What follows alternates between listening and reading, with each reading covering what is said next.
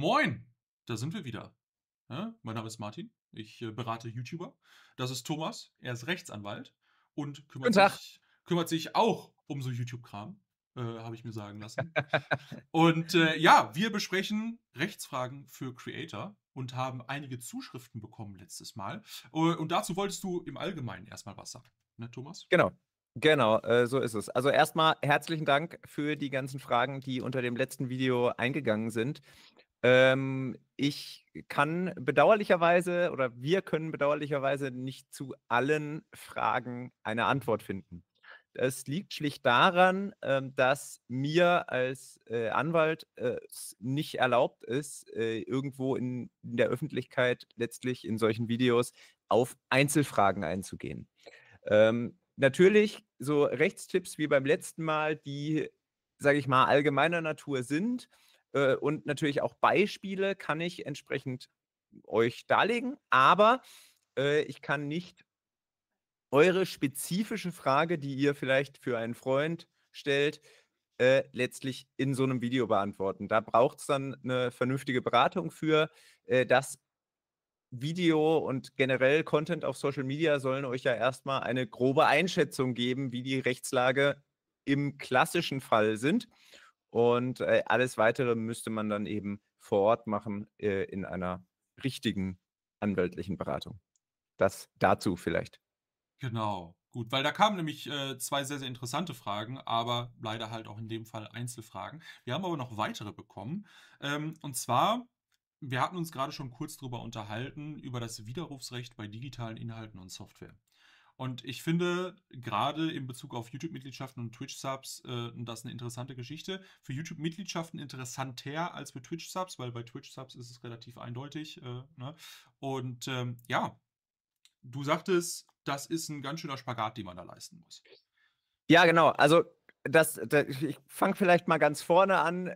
Wie funktioniert das oder überhaupt oder gibt es überhaupt so was wie 'n Widerrufsrecht, bei Software, beziehungsweise was ist das Widerrufsrecht überhaupt? Widerrufsrecht im Allgemeinen soll Verbraucherinnen und Verbrauchern ermöglichen, Inhalte, die sie quasi ungesehen, erwerben, auf die eine oder andere Art, letzten Endes noch mal überdenken zu können und gegebenenfalls auch wieder refunden zu können. Das klassische Beispiel und der klassische Anwendungsfall sind da, solche sogenannte Haustürgeschäfte. Das heißt also, ne, die klassischen Vertreter, deswegen gibt's die im Übrigen auch nicht mehr so oft, die einfach vor der Tür stehen und, euch irgendwas andrehen wollen. Und auf der anderen Seite eben Käufe im Internet. Man denke jetzt mal nur an Klamotten oder Hardware für PCs oder sowas. Da müsst ihr ja immer, wenn ihr beim großen A beispielsweise irgendwas kauft, müsst ihr immer sagen: „Hey, hier übrigens, ich habe die Widerrufsbelehrung zur Kenntnis genommen und bestätige, dass ich die, irgendwie gesehen habe“, und ihr kriegt sie trotzdem noch mal per Mail. Das liegt schlicht daran, dass die Leute dazu verpflichtet sind. Also, grade große Onlineshops machen das ja nicht aus Spaß an der Freude und sagen: „Hey, cool, ihr dürft das 2 Wochen zurückschicken.“ Nein, die müssen das. Das ist gesetzlich so vorgeschrieben, EU-Regelung, schlichtweg deswegen, weil man einfach ungesehen Dinge kauft. Das ist halt der Unterschied zum Kauf vor Ort.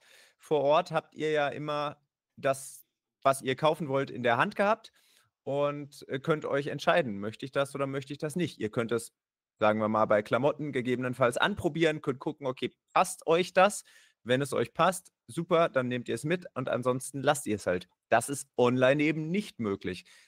Genauso im Übrigen natürlich bei Software, oder anderen digitalen Inhalten. Ohne dass ihr wisst, was ihr da kauft, sollt ihr letztlich euch nicht schon beim Kauf unmittelbar vollständig verpflichten.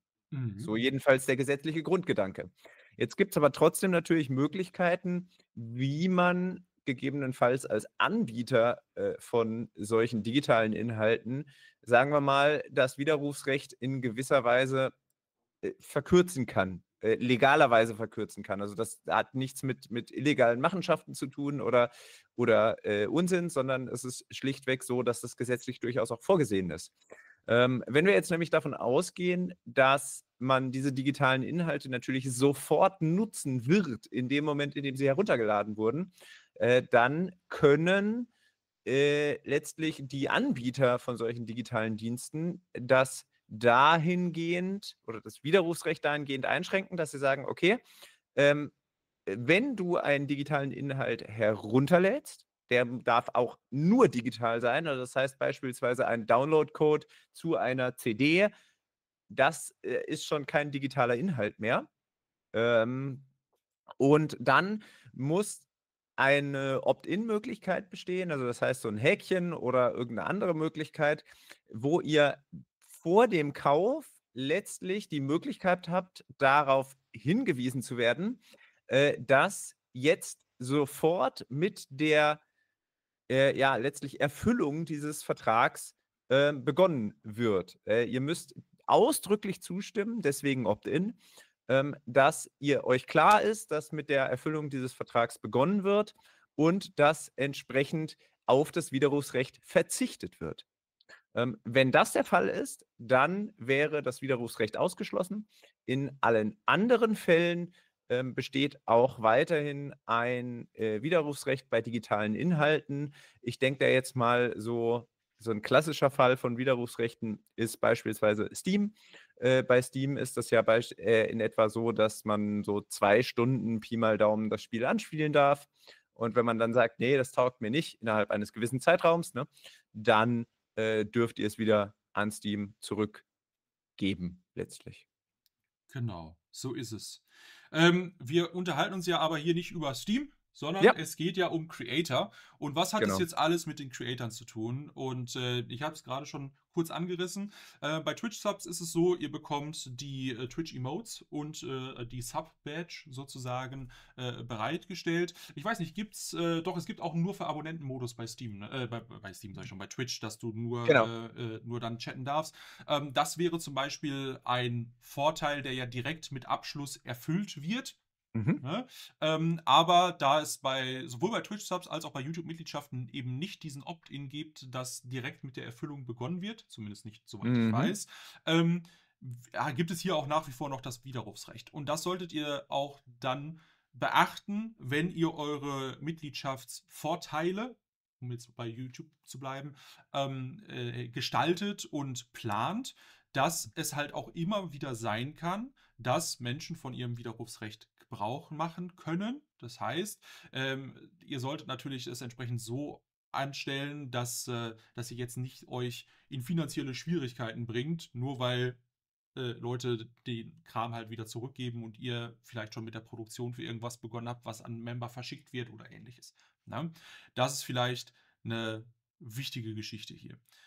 Ja. Ähm, An der Stelle, glaube ich, können wir ja dem YouTube Legal Team auch mal eine Handlungsempfehlung mitgeben. Ne? Äh, die werden bestimmt auf uns hören.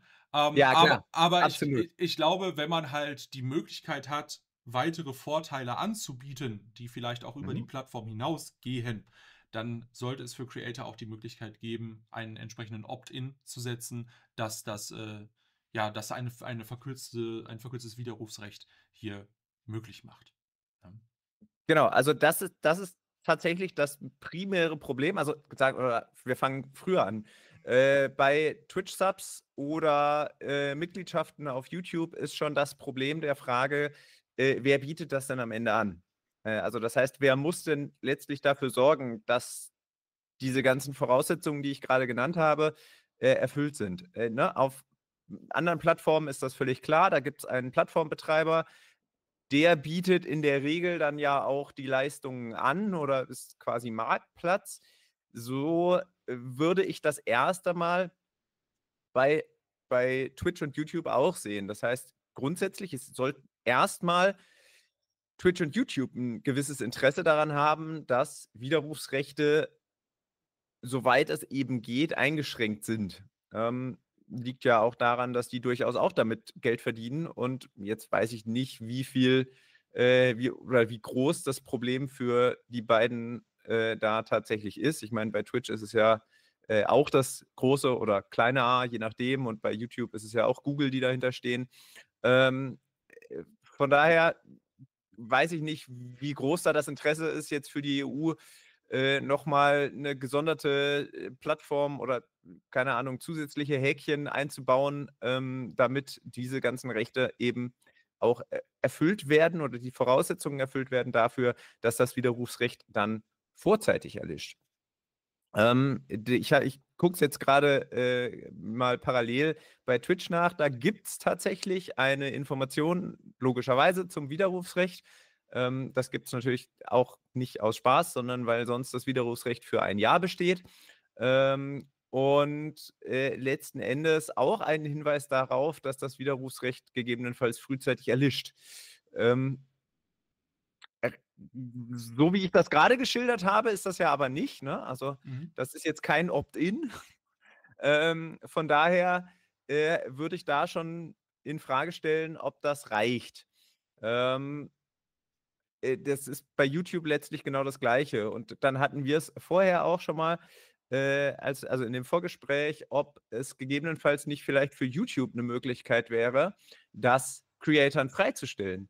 Also zu sagen, okay, wenn ihr Content anbietet, der entsprechend gegen Zahlung für Mitglieder zusätzlich zu Badges und sonstigen Punkten, oder Themen, die auf dem Kanal passieren, sondern halt irgendwie zusätzliche Videos oder früheren Zugang zu Videos anbietet, dann wäre es ja durchaus denkbar und sinnvoll, dass man an der Stelle sagt, okay, wenn du das Widerrufsrecht ausschließen willst, geben wir dir als Creator in der EU die Möglichkeit, so eine Opt-in-Funktion letztlich für deine Mitglieder bereitzustellen und dadurch dann sie darüber aufzuklären, dass In this in video, dem I will. Moment, in dem sie den Vertrag abschließen über die Mitgliedschaft, letztlich auch die Leistungen erfüllt werden und spätestens in dem Moment, in dem sie dann die Videos gucken, dann letztlich das Widerrufsrecht entfallen würde. Das wäre zumindest mal eine Möglichkeit, über die man nachdenken könnte. So hätte YouTube auch nicht, müsste das auch nicht für alle Creator irgendwie machen, sondern würde es den Creatoren überlassen, ob man das dann nutzen möchte oder ob man sagt, naja, das Problem ist so gering, das ist dann auch wurscht. Yes. Ich glaube, das ist eigentlich schon eine gute Zusammenfassung gewesen. Schön. Ich bin auf jeden Fall gespannt. Ich werde das Feedback weiterleiten an YouTube, ihr kennt mich. Und vielleicht sehen wir das ja demnächst. Ja, Es bleibt offen. Vielen lieben Dank auf jeden Fall nochmal für die Frage. Und genau. ich würde sagen, wir machen direkt weiter mit der nächsten Frage. Wir sind gerade so im Fragenthema, ne? Ah, Gut, super. kommen wir zum Zitatrecht. Ja. Wie baue ich denn eigentlich korrekt Memes und oder kurze Videoclips in meine Videos und Streams rechtssicher ein? Was ist bei der Nutzung von Clips als Sub-Alert zu beachten? Kann man das einfach so machen oder kann das zu Problemen führen, weil es ja dann auch schon eine, naja, kommerzielle Nutzung ist eigentlich? Und ja, ich glaube, das schmeiße ich einfach mal so in den Raum und Mhm. hoffe, dass du mir da ein paar Sachen zu sagen kannst. Ja. Also erstmal müssen wir unterscheiden zwischen dem Zitatrecht und einem weiteren Recht oder einer weiteren Schranke des Urheberrechts, so ist es richtiger. Das Zitatrecht ist tatsächlich beschränkt auf eine inhaltliche Auseinandersetzung mit dem Originalwerk.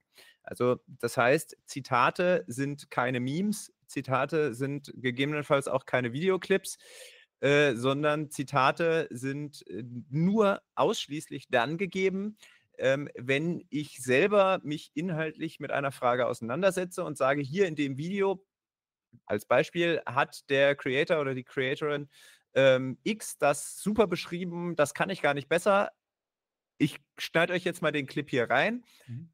verlinke dann auch, ne? Also nenne die Quelle, das gehört zu einem Zitat immer dazu, die Quelle irgendwo anzugeben und setze mich dann mit dem jeweiligen Inhalt der Kernaussage oder der ursprünglichen Aussage auseinander. Wenn ich eine der Schritte vergesse oder nicht tue, dann habe ich kein Zitat nach rechtlichem Sinne. Mhm. Es gibt aber auch noch eine andere Möglichkeit, gerade bei Memes. Das war ja ganz lange ein riesiges Problem. Sind das Urheberrechtsverletzungen oder nicht?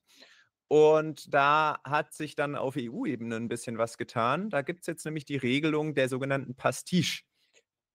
Ehrlich gesagt weiß noch keiner so richtig genau, was da drunter fällt und was nicht. Wir sind uns aber in der Juristerei relativ einig, dass Memes oder generell User-Generated Content da drunter fallen können und sollen. Das hat auch der Gesetzgeber so mal zumindest angeschnitten in seinen Begründungen. Und wie weit das alles reicht, ist nicht so ganz sicher. Aber es ist auf jeden Fall so, dass eben die Nutzung von solchen Memes generell eine Schranke fürs Urheberrecht darstellt. Das heißt also, das Urheberrecht im Zweifel nicht verletzt wird oder jedenfalls in Anführungsstrichen jetzt mal bitte gerechtfertigt verletzt wird, wenn man solche Pastiches einsetzt. Und da gibt es dann natürlich auch einen gewissen Vergütungsanspruch, der dahinter steht, bei gewerblicher Nutzung, beziehungsweise bei Nutzung, die irgendwie nicht rein privat abläuft. Der ist aber nur, so sagt das dazugehörige Gesetz, dann über Verwertungsgesellschaften geltend zu machen. Mhm. Da hat sich nach meinem Kenntnisstand bislang relativ wenig bewegt. Also der kann von den ursprünglichen Urhebern quasi an Verwertungsgesellschaften abgetreten werden, auch nur an Verwertungsgesellschaften abgetreten werden und dann von diesen Verwertungsgesellschaften Geld gemacht werden. Verwertungsgesellschaften, wer sich darunter jetzt erstmal nichts vorstellen kann, kein Problem. Der Klassiker ist da die GEMA. Die macht das für Musikrechte und dann gibt es noch diverse weitere, die quasi alle über die GEMA mit abgerechnet werden, weil das halt die größte Verwertungsgesellschaft ist und letztlich überall dort, wo irgendwas anderes dabei ist, auch regelmäßig Musik mitspielt. Und deswegen ist das dort alles zusammengezogen. Aber ja, da bräuchte es eben eine Verwertungsgesellschaft, die dann für Memes, für sonstige Zitate das entsprechend geltend macht und da die Verwertungen an sich zieht. Wie gesagt, das ist nach meinem Kenntnisstand aktuell noch nicht so das große Ding, wird aber sicherlich noch kommen. Hast du denn einige Best Practices, wenn ich jetzt anfangen möchte, Wildmemes in meine Videos einzubauen? Habe ich Best Practices? Ja, also grundsätzlich sparsam nutzen. Mhm. Bestenfalls, wenn ich das mache, in irgendeiner Form vielleicht trotzdem das Originalwerk, aus dem ich es rausgenommen habe, mal irgendwo nennen, vielleicht, wenn es geht. Also gerade in Videos wird das natürlich besser gehen, als wenn ich das jetzt irgendwie als Sub-Alert nehme. Klar, keine Mhm. Frage. Oder als sonstiges, ja, Meme im Zusammenhang mit irgendeiner Belohnung. Aber ja, also das wäre auf jeden Fall was. Und natürlich immer im Hinterkopf behalten, urheberrechtlich geschütztes Material sollte generell sehr, sehr sparsam verwendet werden. Das gilt logischerweise für Bilder und dann eben entsprechend auch Memes. Also, ne, damit wir uns da nicht falsch verstehen, gerade wenn wir jetzt tatsächlich in Anführungsstrichen nur Bilder nehmen, ähm, es ist quasi jedes Bild, was ihr im Internet findet, irgendwie geschützt. Das liegt schlicht daran, dass wir nicht nur das Urheberrecht haben an Lichtbildwerken, nennen wir die dann technisch, sondern wir haben auch ein sogenanntes Leistungsschutzrecht für Lichtbilder. Das ist zugegebenermaßen alles ein bisschen altbacken, soll aber letztlich einfach den größtmöglichen Schutz für die Lichtbildner und Lichtbildnerinnen ermöglichen. Das heißt also, theoretisch auch irgendwelche Urlaubsfotos sind als Lichtbilder schutzfähig, unabhängig mal von den Persönlichkeitsrechten der da abgebildeten Personen, sofern die eben Personenabbildungen enthalten.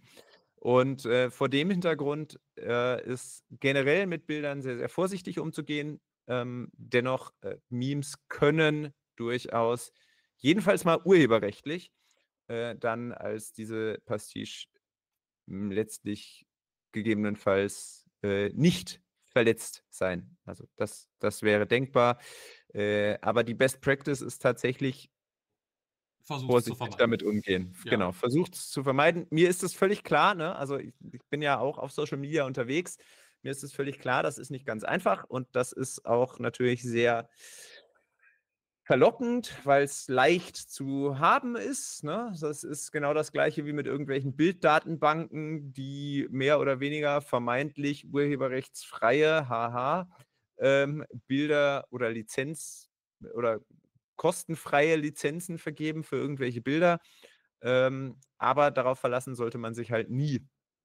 Und vor dem Hintergrund, ja, kann ich immer nur dazu raten, entweder setzt euch schon konkret mit den Urhebern in Verbindung, sagt hier, ne, jetzt beispielsweise mit meinem Logo, das nutze ich ja überall. Das habe ich nicht selbst gebaut, das habe ich mir erstellen lassen von jemandem, der das besser kann als ich. Und die habe ich dann auch entsprechend dafür bezahlt. Ich habe eine Lizenz, das zu nutzen, und natürlich auch eine ausschließliche Lizenz, das zu nutzen. Und das ist dann die Voraussetzung dafür, dass das auf jeden Fall funktioniert. Alles andere ist, ja, letztlich Schwierig. schwierig. Genau Bewegt man so sich ist immer es. an einer gewissen Grenze.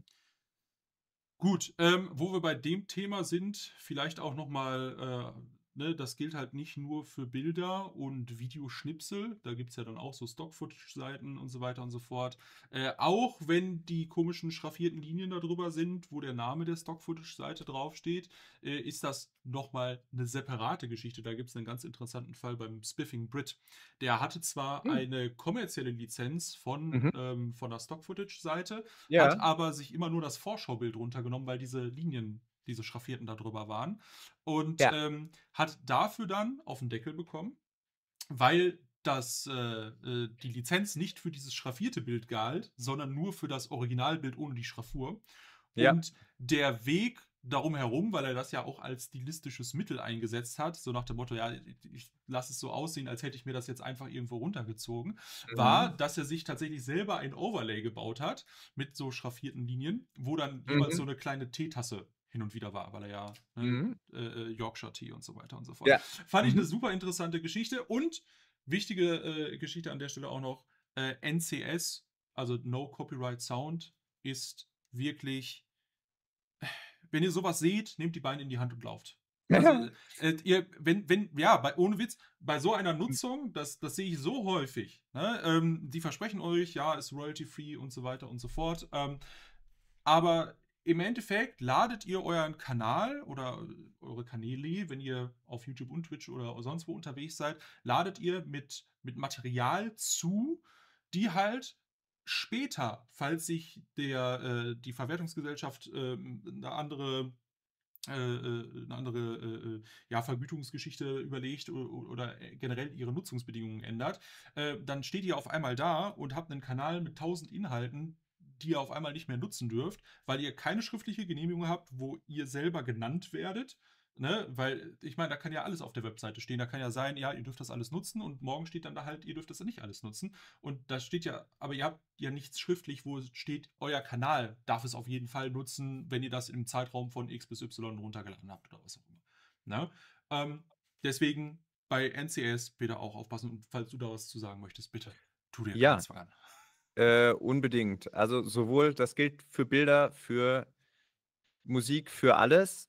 Achtung, als Nutzerinnen und Nutzer seid ihr dafür verantwortlich zu prüfen, habe ich die Lizenzen für die Art und Weise meiner Nutzung oder nicht. Ähm, Das bedeutet vor allem Folgendes. Jetzt gehe ich mal wieder auf Bilder zurück, weil das wirklich ein absoluter Klassiker ist. Die Stockfotoseiten garantieren euch nicht, dass die Bilder, die dort hochgeladen werden, die ja nicht von den Stockfotoseiten hochgeladen werden, sondern dann wiederum von Dritten, von denen gefertigt wurden.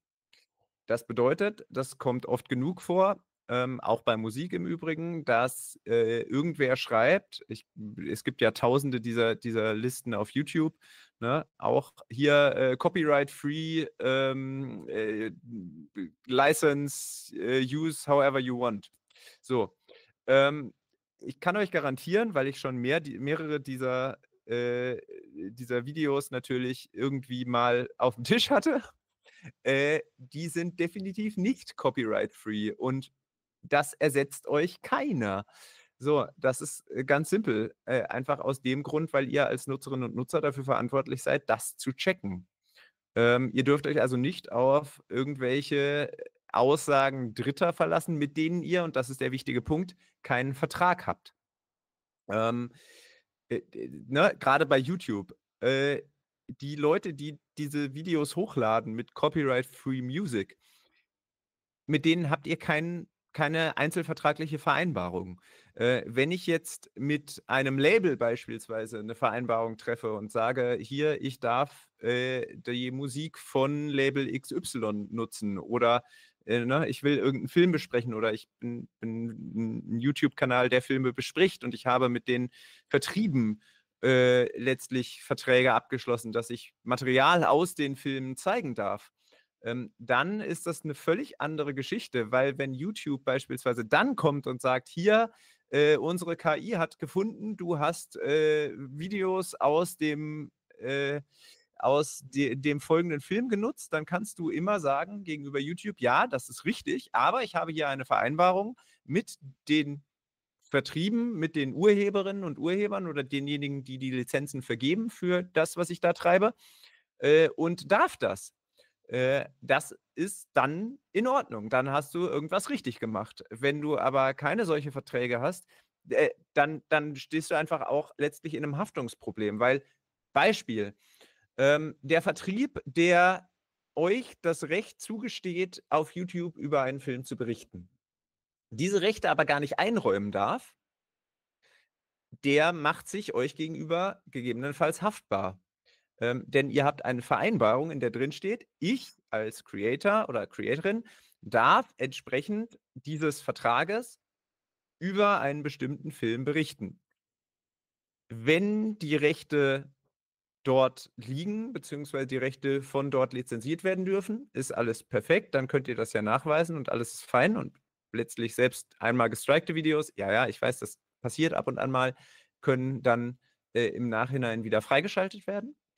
Ähm, Wenn die das aber nicht vergeben durften, diese Lizenz, dann habt ihr jemanden, einen Ansprechpartner. Dann habt ihr jemanden, mit dem ihr in Kontakt treten könnt, mit dem ihr sagen könnt: „Okay, pass auf, das und das ist jetzt vorgefallen. Ich habe hier einen Strike auf YouTube bekommen. Das ist scheiße, den kriege ich auch nicht weg. Kümmer du dich darum, mein lieber Vertragspartner. Und wenn du dich nicht darum kümmern kannst, dann haben wir 2 ein Problem.“ Das wird euch auf solchen Stockseiten, um jetzt wieder zum Ausgangspunkt zurückzukommen, schlichtweg nicht möglich sein, da den Vertragspartner in dem Zusammenhang, letztlich, ja, zur Haftung zu nehmen Ja, aber auf und von Stockseiten daher würde ich schon sagen vorsichtig sein. schon, weil da ist ja der Vertrieb, also die Plattform, mit der ihr den Vertrag habt letztendlich. Und Die ich meine jetzt nicht also bei NCS-Seiten ist es nicht so, das ist richtig, weil mit denen mhm, hast du ja keinen Vertrag. Aber bei Stock-Footage-Seiten, wo ich meinen Beitrag bezahle, um Sachen zu nutzen, das ist ja, ja. dann habe ich ja wieder einen Kaufvertrag Es letztendlich. sind ja Unterschied, also, ne, Ja, bei ja. Stock-Footage-Seiten ohne Lizenz, also Ach wo so, du wo ja, du ja, nicht ja. noch mal ergänzend, Okay, irgendwie die würde 'n ich aber nicht Abo hast als, oder so. Ja, ja, genau. Aber das ist genau der Punkt. Das passiert halt oft genug, und das ist einfach, das Problemfeld. Und wie gesagt, ihr seid als User dafür verantwortlich, dass ihr alle erforderlichen Lizenzen für das, was ihr irgendwo treibt, insbesondere gewerblich treibt, kann noch deutlich teurer werden, seid ihr letztlich vollständig verantwortlich. absolut. Und ich glaube, das ist auch tatsächlich ein guter Punkt, um das auch noch mal, ich meine, wir erzählen es immer wieder. Also, ich rede mir auf jeden Fall den Mund fusselig jeden Tag und ich bin mir sicher, du auch. Ja, Prinzipiell, es ist nicht die Schuld der Plattform, dass ihr irgendwas hochgeladen habt, wo zweifelhafte Rechte dran sind, ja, ne? Da muss sich bitte jeder immer an die eigene Nase fassen, und nur weil alle Leute zu schnell fahren, heißt es nicht, dass, wenn ihr geblitzt werdet, ihr könnt ja auch nicht sagen, alle anderen waren auch zu schnell. Sondern ihr müsst euer ja, passiert ja oft genug, aber ja. ja. Ne, es ist halt nun mal so, ihr seid als Creator verantwortlich. Das steht auch in den AGB so drin. Ne? In den YouTube AGB ist es tatsächlich sehr, sehr eindeutig, wo dann drin steht, dass auch wenn Dritte auf eurem Kanal Sachen hochladen, ihr trotzdem als Kanalinhaber verantwortlich seid dafür. Das heißt, auch wenn ihr zum Beispiel Rechte rausgibt an einen Editor, der Mhm. Editing-Zugriff auf euren Kanal hat, Sachen hochladen kann, dann seid ihr trotzdem dafür verantwortlich, was euer Freund, euer Mitarbeiter oder wer auch immer da Zugang bekommen hat, auf eurem Kanal treibt. Ne? Und Ja. das gilt sowohl für das Hochladen von Videos als auch für das Kommentieren, by the way. Das ist mittlerweile tatsächlich weniger schlimm geworden, weil die YouTube Channel Level Permissions anders sind. Also wenn ich dir zum Beispiel jetzt Editing-Zugriff geben würde bei uns, könntest Mhm. du auf unseren eigenen Videos noch Antworten schreiben, aber du dürftest zum Beispiel nicht hergehen und in unserem Namen unter dein Video kommentieren. Ja. Das ging früher mit den ganz Oh. alten Brand-Accounts. Ja, ja, das war eine ganz schwierige Geschichte auch, wo du dann, wenn du also generell früher war Wild. wilder Westen auf jeden Fall. Also da kann ich auch Stories erzählen von Brand-Accounts. Das ist, äh, Ja, kommen wir sicherlich auch irgendwann nochmal zu. irgendwann wird sich die Gelegenheit bieten. Gut. Also guck mal, dann hatten wir schon hier zwei hervorragende Themen uns angeguckt heute. Ja. Haben wir denn noch was, worüber wir unbedingt heute sprechen müssen? Hast du noch was mitgebracht? Hm, also so richtig, groß nicht. Das, was wir noch, ursprünglich mal besprochen hatten, was wir eigentlich noch in die erste Folge packen wollten, war so ein bisschen Mhm. AGB-Kram. Dazu gleich dann vielleicht noch mal. Okay. Ich möchte einmal auch noch kurz auf die Shorts-Thematik eingehen. Also, wir hatten ja unter unserem letzten Video eine kurze Frage zu Shorts, Ah, ja. ähm, und Musik in Shorts. Auch wenn ich das konkrete Beispiel mal nicht herausgreifen möchte. Das, was ich gerade gesagt hatte, also du hast es ja nochmal du sagst ja auch, du redest dir jeden Tag den Mund fusselig. Das kann ich mir sehr gut vorstellen. Das Gleiche passiert bei mir in ähnlicher Art und Weise. Aber Achtung bitte, achtet auch darauf, wer diese Shorts Musik hochgeladen hat. Denn natürlich kann man sich, sage ich mal, gutgläubig versuchen, darauf zu verlassen, dass wenn ein gerade aktueller Chart-Pop-Song, irgendwo, genutzt wird, dass das ja auch zulässig sein muss. Ähm, Darauf sollte man sich aber vielleicht nicht unbedingt verlassen, weil es gibt ja oft genug auch Situationen, in denen werden, Dinge hochgeladen, an denen die Leute, die den Upload machen, keine Rechte haben. Das passiert, aus diversesten Gründen. Und dann sind wir wieder beim Ausgangsproblem, ne? Also, bei dem, was ich davor noch gesagt hatte, warum jetzt YouTube, ausdrücklich sagt, bis zu einer Minute darf man Musik verwenden und darüber hinaus nicht. Achtung, auch bis zu einer Minute können das natürlich Urheberrechtsverletzungen sein, ne, keine Frage. Ich gehe davon aus, dass das daran liegt, dass ja die GEMA mit YouTube eine Vereinbarung getroffen hat, über die keiner so richtig Bescheid weiß, also außer die 2 Vertragsparteien. Aber ich gehe davon aus, dass das der Grund ist, dass die sich quasi darauf geeinigt hatten, okay, bis zu einer Minute wird mit einem Betrag von X Cent also x,0 Cent, also ne, irgendwas im 0, Cent-Bereich, pro Klick bezahlt und dass das dadurch irgendwie abgegolten ist und alles, was darüber hinausgeht, letztlich dann nicht mehr unter diese vertragliche Vereinbarung fällt. Das könnte ich mir vorstellen. Genau, an der Stelle kann ich mich auch direkt einhaken. Die eine Minute galt einfach der technischen Limitierung, dass Shorts damals nur eine Minute lang sein konnten. Mittlerweile geht ja bis 3 Minuten. Ja, Der Vertrag mit der GEMA bzw. mit den Verwertungsgesellschaften ist aber ja. noch nicht angepasst worden. Deswegen Mhm. ist es auch nach wie vor nicht möglich, für die vollen 3 Minuten Musik zu haben. Es sei denn, ihr habt separat eine Lizenz abgeschlossen. Das Mhm. ist ja immer möglich. Ihr müsst euch ja Genau, nicht auf die Plattform verlassen. Dann könnt ihr natürlich auch 3 Minuten nehmen. Ne? genau. Und genau, aber diese eine Minute, das war tatsächlich eine technische Bedingung Ja, damals, nee, dass die Shorts einfach nicht länger sein konnten als alles 60 klar. Sekunden. Genau. Und an der Stelle vielleicht auch noch mal was zu Lizenzen und generell Zeug im urheberrechtlichen Bereich, gerade bei Musik. Ähm, denkt da bitte unbedingt dran, gerade bei User-Generated Content im gewerblichen Umfeld, ist das nicht zwingend so, dass wir da über die GEMA weiterkommen, weil letztlich ist das, was ihr da tut, auch eine Bearbeitung der Musik. Also, ihr fügt Musik und Bild zusammen. Das ist dann nicht mehr nur die Musik, und gegebenenfalls muss man dann auch noch weitere Rechte einholen, beispielsweise bei den Tonträgerherstellern, die eigene Rechte haben. Das heißt klassischerweise die Labels. Oder aber auch bei den Urhebern selbst, die auch noch Urheberpersönlichkeitsrechte haben, die sind eben bei diesen Bearbeitungen besonders relevant. Es ist aber tatsächlich so, dass die ganz, ganz oft von den Labels letztlich Mit abgehandelt werden. Genau. organisiert werden, ne? Also, weil am Ende des Tages ich hatte, im Vorspann quasi das Beispiel genannt, dass, viele Songs irgendwie von 10 Urhebern, geschrieben worden sind. Ja, viel Spaß, die alle einzeln anzufragen, das ist natürlich komplett unpraktisch. Deswegen, machen das ganz, ganz oft die Labels eben mit, weil man die ohnehin anschreiben müsste. Und, dann kann man mit denen vereinbaren: „Okay, das und das soll die geplante Nutzung sein.“ Was weiß ich, mein Kanal hat durchschnittlich irgendwie pro Video X Klicks, okay, und dann stellen die einem eine Lizenz zusammen, worauf man sich dann berufen kann. Und dann, wie du richtig sagst, dann geht's logischerweise auch über die 1 Minute hinaus. Diese 1 Minute ist dann, wie gesagt, okay, dann hast du das jetzt gerade bestätigt, ist dann diese Thematik mit den, Verträgen zwischen der YouTube beziehungsweise Google und den Verwertungsgesellschaften. Genau so ist es. Gut. Hey, Jo. das war wieder eine Bombenfolge.